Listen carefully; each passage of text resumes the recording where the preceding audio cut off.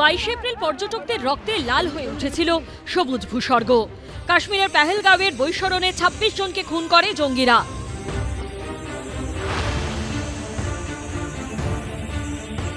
7 মে 2025 পেহেলগাঁও হামলার 15 দিনের মাথায় অপারেশন সিঁদুরে তারই প্রতিশোধ নেয় ভারত। আর এই প্রেক্ষাপটে কড়া সিদ্ধান্ত নিল ভারত।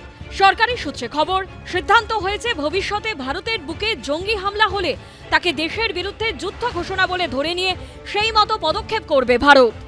ভারতবর্ষের সভরেনিটির উপর যদি হানা হয়, ইট ইজ ওয়ার।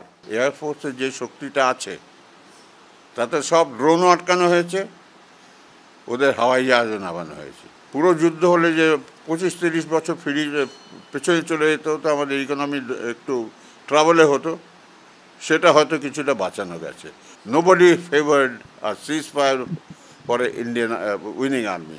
পাকিস্তানের সঙ্গে সংঘাতের পরিস্থিতির পর্যালোচনা করতে শনিবার সকালে উচ্চ পর্যায়ের বৈঠক করেন প্রধানমন্ত্রী। বৈঠকে নরেন্দ্র মোদী ছাড়া উপস্থিত ছিলেন প্রতিরক্ষা মন্ত্রী রাজনাথ সিং, জাতীয় নিরাপত্তা উপদেষ্টা অজিত ডোভাল এবং চিফ অফ ডিফেন্স স্টাফ এবং 3 বাহিনীর প্রধানরা। সূত্রের খবর, এই বৈঠকে সিদ্ধান্ত হয় সন্ত্রাসবাদী কার্যকলাপের বিরুদ্ধে নিয়ন্ত্রণ রেখা টানা হবে। পাকিস্তানের মদতপুষ্ট জঙ্গিরা যদি আবার ভারতকে নিশানা করে, তবে পেহেলগাঁওয়ের ঘটনার পর যেভাবে সামরিক প্রতিক্রিয়া দেখানো হয়েছে, একই রকম প্রতিক্রিয়া দেখানো হবে। তবে এবারের মতো 14 দিন অপেক্ষা করা হবে না। জঙ্গি হামলা হলেই তাকে যুদ্ধ বলে ধরে নিয়ে পাল্টা জবাব দেওয়া হবে। বিজেন্দ্র সিংহের রিপোর্ট, এবিপি আনন্দ।